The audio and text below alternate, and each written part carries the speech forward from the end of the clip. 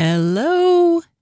Happy Monday, everybody. Greetings from your host, Della Hill, and the Extraordinary Talk Show. I'm so happy it's Monday. Who says that? I'm happy it's Monday because I get to come here and talk to you. A friend of mine noted that Monday, if you look at some of the translations of it, actually means my day. And since it's my day to come talk to you, that's what it is for me. But I hope that you can make Monday a good thing, not something that you dislike. Sorry for adjusting the camera there. Just want to make it a little bit straighter. Monday doesn't have to be awful. And it tipped again. It can be whatever you make it. Jumping into today's topic, sideways jump. This is a topic that I'm so excited about because it's so scientific. It's more sciencey than I can even understand, but I understand just enough of it to know how I can use it for me. So we are going to talk about energy. When you say energy, there's a lot of different kinds of energy. A lot of things might come to mind. You might think about the energy that you need to go to the gym or work out. You might think about when you just wake up and you're in a great mood and you're just full of energy. You might think about your power bill because that's energy.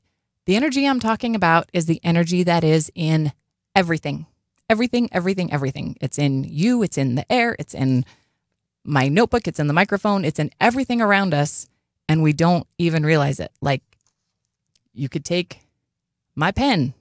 This is made up of energy. Does that make sense? Let me explain. Quantum physics are fascinating. And they're fascinating because just when you think you're starting to understand it, and just when you're starting to get some of these crazy concepts that blow you away, they throw something else in there that you don't understand at all, but it makes it even more fascinating if you're the kind of person that loves to learn and grow and find out new things. So I'm going to give you a few quotes to start out with because I am not smart enough to tell you all about energy based on my own knowledge. I have to go look at other people who are smart and repeat to you what they said. Starting with a quote by Della, and this one is often misattributed to Albert Einstein. Everything is energy, and that's all there is to it. Match the frequency of the reality you want, and you cannot help but get that reality. It can be no other way. This is not philosophy. This is physics. And that may not make much sense to you yet, but hang with me, okay? And you've probably seen that meme. I think the picture I've seen has Albert Einstein standing on a boat with that picture, but it wasn't even Albert Einstein that said that. He just gets credit for it. He did say a lot of cool things, and I may quote him later on as we go. Next quote. This one's by William Jones. The greatest discovery of our generation is that human beings can alter their lives by altering their attitudes of mind. As you think, so shall you be. It's not just, I think, therefore I am. It's, as I think, therefore I am. That's interesting. Let's keep going. This one I love because it's by Nikola Tesla, and I love Nikola Tesla. My niece has a t-shirt that says, Tesla rules, Edison drools. Because if you go back and actually learn about the history of the AC/DC power and all of that, the other guy, Einstein or Edison, he was really smart. No question. He did a lot of really great things. But Nikola Tesla doesn't get the credit that he deserves for his understanding of energy and for the things that we have now. If you live in America, if you have touched something that has electricity, if you switched a light switch on today, you are benefiting from the work of Nikola Tesla. We give Edison all the credit for the light bulb, but there's actually, I don't even want to say 100% because I've heard that he didn't even do the light bulb. Somebody else came up with that.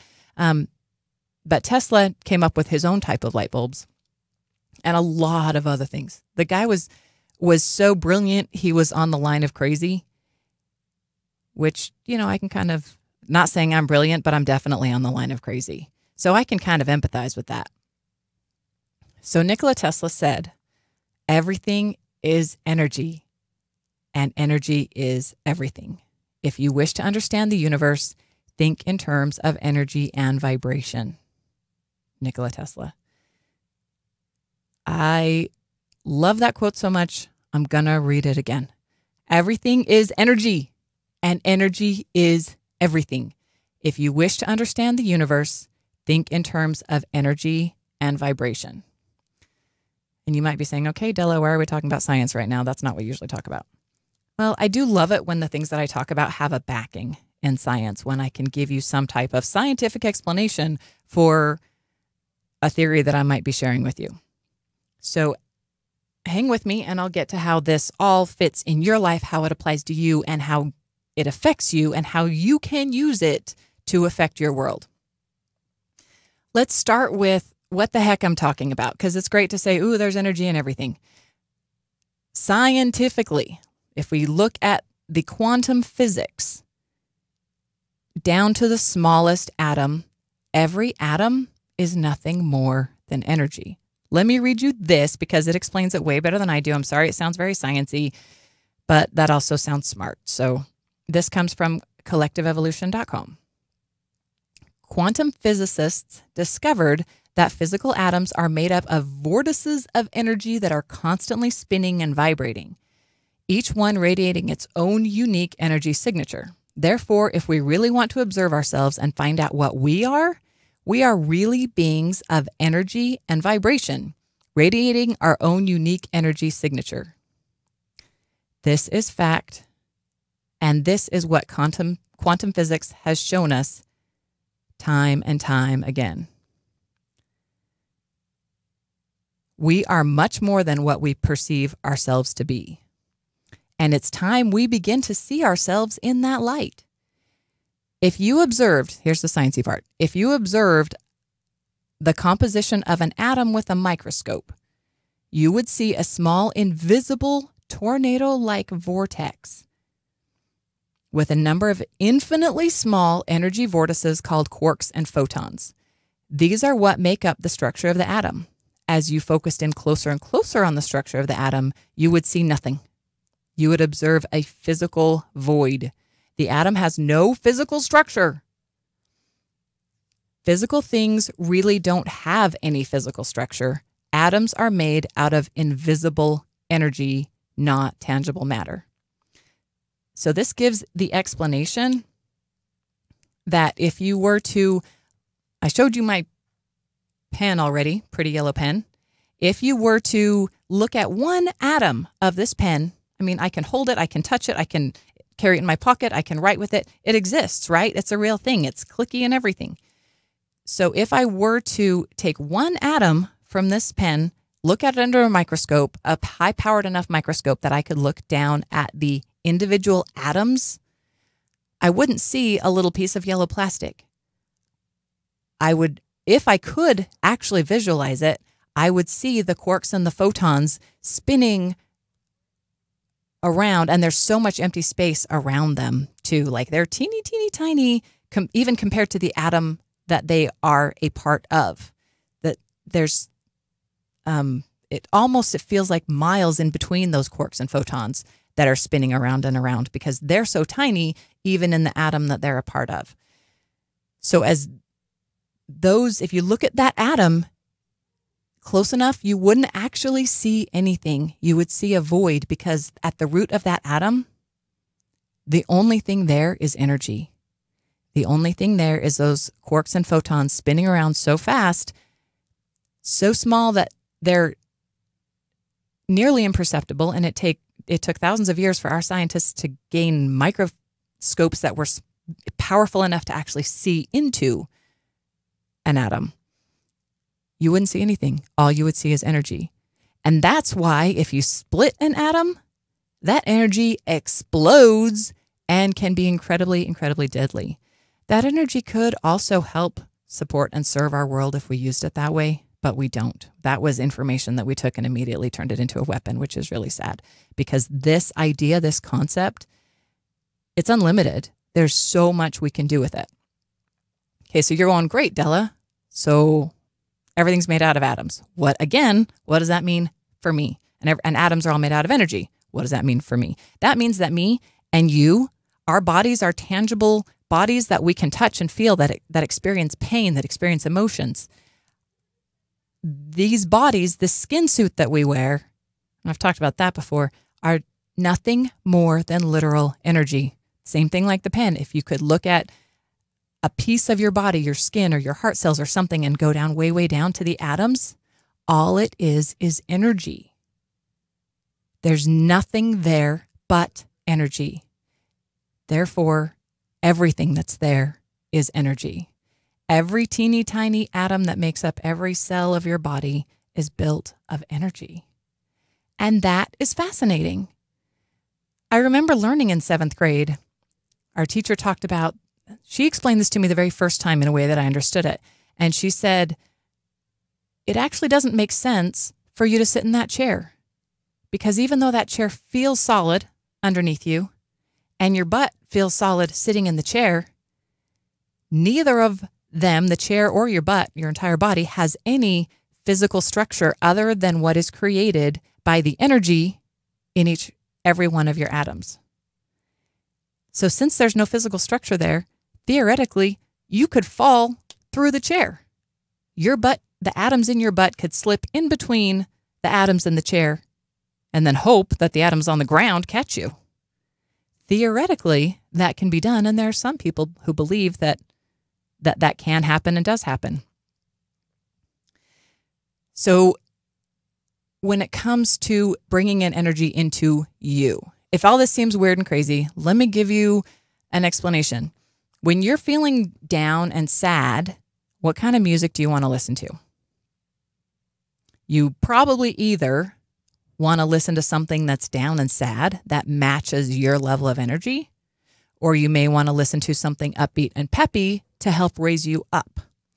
I know back when I was a kid, before I was married, if I was going to go out dancing or hang out with my friends on a weekend, while I was getting ready, I would pump up the jams. I'd have some great music going. I'd be jumping. I'd be singing before I even left the house, because doing that got me revved up. And I know that when my husband played football in high school, he did the same thing in the locker room. He'd have his headphones in. He'd have that music going that would just get him pumped. So what do we do when we listen to music to affect our mood? In fact, you've probably noticed the times that you're feeling kind of sad and depressed, and so you turn on some music, or you turn on the radio station because they're playing Della when you flip by, and that just completely reinforces all of the feelings that you have, because that music has the exact same vibration as what the energy that you're feeling inside you right then. But then the song changes, and after Della is off, they play something upbeat and peppy, and you're even tempted to change the channel because you're not really feeling it. And you know that what I mean when I say you're not feeling it. It means that you're not feeling that energy. Your energy is different from the energy of that song. You're not feeling the same vibration as that song is. But what happens when you keep listening to that song anyway? The Adele song's over, the new peppy song, well, you don't really want to be peppy, but you like the song. Pretty soon, before you know it, you're tapping along. That energy from the music, because even though our physical bodies and everything that is solid and hard that you can knock on is nothing but energy, music is pure energy. And music is so awesome because you can literally see sound waves in the right scenarios. Like if you've ever taken a speaker or seen the videos of this on YouTube, because I've never done it, you take a speaker that has like the film across the top and you put salt or sugar or something like that on there and then play the music, it bumps. We have all seen speakers bump. We know that they do that. And then the salt that's on top of the speaker will actually create images that match the frequency of the music. If you haven't seen this, I highly recommend that you check it out because it's fascinating. So when you're in one mood, your energy level matches that mood. You're down, you're sad, you're depressed. And then you listen to music that has a different energy level. Because music isn't solid, it isn't hard, it's not tangible, that energy can literally just soak right into you. And the next thing you know, instead of being down and wishing that another Adele song would come on, you're peppy, you're tapping your foot, you're singing along, you're rolling down the window, and your entire mood can change in the matter of 3 to 4 minutes of a song playing, because the energy, the vibration of that music got into you and affected you. cute, fun story about energy in music. When I was growing up in northern Utah, there was another girl who I never met. I only heard the story, but she went to another high school up there. I think it was Pleasant Grove High School, and she was deaf. I'm sorry, I don't know her name. I'd give her a call out if I did. She could not hear music, but she could feel music. And she would turn the stereo on her car up as loud as it would go so that she could feel the vibrations from the music in her entire car. She loved the vibration of the music. Even though she was deaf, she couldn't hear it. But the vibration, the energy of it, it pumped her up. It made her day. It made her feel great. So she would have her stereo on full blast on her way to school. One day she forgot to turn the stereo off because she couldn't hear it. To remind her, left it on, and a couple of the football players had to go out and break into her car and turn her stereo off so it wouldn't kill her battery. For some reason, that always stuck out in my head as a really cool story, but I think part of what I loved about it wasn't just the football players trying to help her. It was that she loved the vibrations of the music so much. When I say things like energy and vibes, if you are a religious person, you might call this spirit. There's times when you feel spirit. And let me tell you, I have been to some churches in the South, and I have seen some people get down with the spirit. It's, again, fascinating. But they have that spirit. And I don't know what they're feeling. I'm not inside them. I can't hear their thoughts. All I know is something's happening to them. And it seems to be a great thing because they enjoy it a whole lot. So it's pretty cool the way that that's how they bring that energy into their life. It's one way that they do. You might also, so some of the words I'm saying is energy and vibration. You know what I mean when I say, hey, I'll send some good vibes your way, right? And if somebody prays for you, they're going to pray that you can get some spirit or that you can get some of God's love or anything like that. And if somebody's having a problem on Facebook, you might hear people say, I'm sorry you're struggling with this, I'll pray for you. And you might hear somebody else say, I'm sending you some love and light. And you might see somebody else comment and say, sending good vibes. Friends, that's all the same thing. It's just a matter of where you learned it from, how you title it, how you label it, and how you implement it in your own life. But it's the same thing. It's all energy, it's all vibration, and it's all pretty awesome. And we have a much greater ability to interact with it than we realize. Perfect example being listening to a peppier song when you're in a bad mood. Listen to something that will raise your vibration. Sometimes you don't want to. I know what you mean. When you're in that bad mood and you kind of just are enjoying being in that bad mood, there's something really satisfying about being pissed off. I know what you mean. I've been there. More often than I would like to admit, if I'm going to be honest, which if I'm not going to be honest, why am I here? It's tough. Yeah, it's hard to change your level of vibration, especially when you're that low. Because here's one thing that's very important. Like attracts like. Okay? Like attracts like. Similar people attract other people to them that are similar to them. You notice birds of a feather hang out together? That quote, it's the same thing. People attract to them other people that match their vibration, guys. You literally can match another person's vibration. And if you don't believe me, think about it for a minute. How many people do you know that the first time you met him, you went, I don't know what it is about that guy. He might be a nice guy, but not my type. Not interested. I don't think I want to pursue a friendship there. You just automatically know it. You maybe spent 2 minutes in a room with him. He may not have even spoken, but you get that vibe. You feel that vibe and you feel it right in your gut brain. You get it. You know. And then there's at the same time, you might hear somebody speak across the room and you look at them and you go, I want to know that person better. And that is someone who matches your vibration.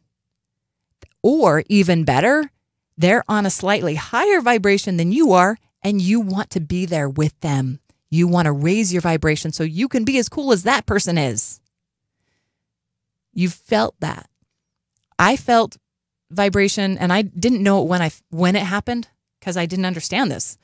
A few years ago when we bought our house, I had looked at least a dozen houses, and I could not find one that clicked. I couldn't find the one that I knew was right.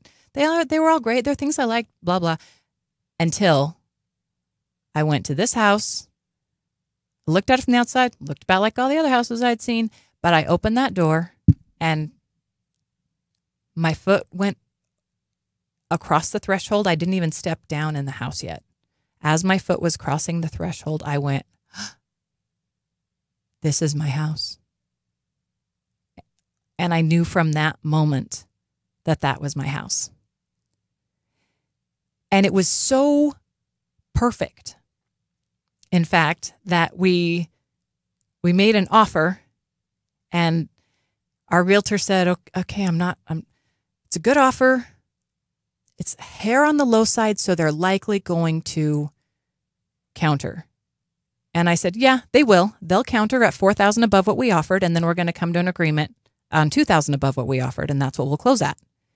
And my realtor looked at me and kind of went, that's odd for you to be like projecting that. He didn't say that. He just kind of looked at me like that. And I said, just take the offer in. Well, guess what happened? They countered and countered at $4,000 above what we had offered. We countered, and we came to an agreement at $2,000 above what we had offered, exactly like what I told him. I don't know how I knew that. I have never felt that I had any greater psychic abilities than anybody else. But in that moment, I knew that. The minute that my foot crossed the threshold of that house, I knew that was my house. And I knew exactly how the pieces were going to come together for it to become my house. So I've had those experiences, and you can probably look at your life and see some of those times that you've had similar experiences. When you know you can feel the vibe, and it might be that you walk into a room and you go, ooh, something's going on here. If you walk into a room where two people are fighting, you know. And if you know somebody really well, they can't even hide their vibrations from you. Because I try. If I'm having an off mood, I'll try to hide it from my husband, and it fails. It doesn't matter how good I am at pretending. He knows, because he knows me. He knows what my vibration feels like, and he knows when I'm off. And while sometimes I wish I could keep my bad mood hidden, it's actually pretty amazing to have somebody there who can read me that well, who knows my vibrations in some ways better than I do. That's pretty cool. But when we're talking about like attracts like, if you want to invite good things into your life, you have to match the vibration of those things. If you want to bring people into your life who are happy and positive, you need to be happy and positive. So if you're not really a happy and positive person, but you want people in your life that are, how are you going to do that? Are you going to go to these people and just ask them? Because there's a good chance that they're going to feel that your vibration is not theirs. They're happy, they're cheerful, they're at this vibration, you're at this vibration, and they may not want to get sucked down into that. So they might say no. However, if you listen to a good song on the way to go see that person, turn on some good tunes, get the energy going, get the vibrations going, get pepped up so that when you go see that person, you will come at them at an energy level closer to what theirs is. The difference is yours is temporary and you're going to have to work harder to keep it up. But what an amazing challenge. That sounds fantastic. Work harder to keep that energy up. One problem with being in the down end of the energy when you feel like life sucks. And my friends, I know I've said this, it's so easy for me to come on here and say, oh, it's so easy. Life is just do this. Here's your life hacks. Just meditate, just visualize. Everything's going to be great. And if you're one of those people that's ever suffered from serious anxiety or serious depression, when you're laying in bed and you don't have the motivation to pick up the TV controller to change the channel, and you're like, oh, sure, I'm going to get myself all pipped up. Thanks, Della. I get it, guys, because I've been there. And it's a terrible place to be. But I'm telling you, there's hope. I'm telling you, it can get better. But the only person that's going to do it for you is you. I'm sorry. When you feel like that, the best thing to do is anything. And when you feel like that, one of my favorite things to do is daydream. And this can be dangerous because if you're having the automatic negative thoughts that are taking any thought that comes into your mind and immediately making it negative, this can be difficult, but try anyway. Daydream. If you're laying in bed and you can't even lift up your arm to change the remote control, and I get it, daydream. Close your eyes and picture things being better. And you have to be serious about it. You can't get sucked down into those negative thoughts. If you think, okay, wouldn't it be better if I could go out for ice cream today? And then think, oh, well, I don't have anywhere to get there, any way to get there. And what if I ran into somebody and I probably didn't have makeup on and then I'd feel bad? Don't do that. Don't start getting into the negatives. Just imagine, what if this were better? What if? And picture it. Just picture yourself sitting at the frozen yogurt shop outside on a sunny day eating your frozen yogurt. If that's the only thing you can do, daydream that. See it in your mind. Feel it. Because as you see it and feel it in your mind, that vibration will take hold of your body. And if you start this when you're already more positive, when it's easier to keep your thoughts positive, when you're not fighting those automatic negative thoughts, ANTS, ants, as much, it's even easier. And then it gets even easier. And there's two questions that I want you to picture in your head when you do this. One is, what if? That's all. What if? What if things were better? It's got to be positive, no negatives. What if things were worse? No. What if things were better? That's all. And it could mean that they're better today, or it could mean that they're better a year from now or 3 years from now. But if you can only start with today, what if the better thing that you imagine is taking a shower today? Good for you. If that's all you can do and you still do it, if you still show up to fight, if that's all you can give and you still give it, you're a hero. When you fight every day, you're my hero. That's all you got to do, man. Take another day, ask what if, and fight. The second question is, what would it take? First of all, what if? First of all, just accept the idea that it's possible. Accept the idea that it maybe could get better, and if it did, it might look like this. And then, when you're comfortable with that, after you've practiced that, after you've daydreamed that for hours or days, start with, what would it take? What would it take to change my vibration? What would it take to feel better? What would it take for me to be happier right now? Start there. And you don't have to win the lottery as one of your lists. What would it take? Maybe what would it take is get up and take a shower. Maybe that would be enough to just make you feel just enough better that you can, at the end of the day, say, you know what, today was better than yesterday. What would it take? What if? What would it take? And when in doubt, listen to good music. Because you cannot go wrong listening to music that lifts up your spirits. When it comes to the daydreaming, visualization, meditation, I want to quote another doctor that I love, whose name I didn't write down and I can't think of it, but I'll tell you when I remember it. He says, don't get up from your meditation until you feel like a different person. If you can't do it that long, if you're giving up before that, okay, but just come back. Don't get up from your meditation until you feel like a different person, because when you've done that, you will know that you changed your vibration. You changed your vibration, you raised it, you lifted it, and because you did that, you are now going to be attracted to other higher vibrations that will bring you even more and better vibrations to bring you changes in your life. That's a very, very short version, and I could probably give a whole other episode on the same thing and not repeat myself, or only repeat myself sometimes. and still add a lot more information that would be interesting. But that's all I got. Thanks, guys. Happy Monday. Remember, I'm not trying to tell you what to think. I'm just trying to help you think for yourselves. See you next week.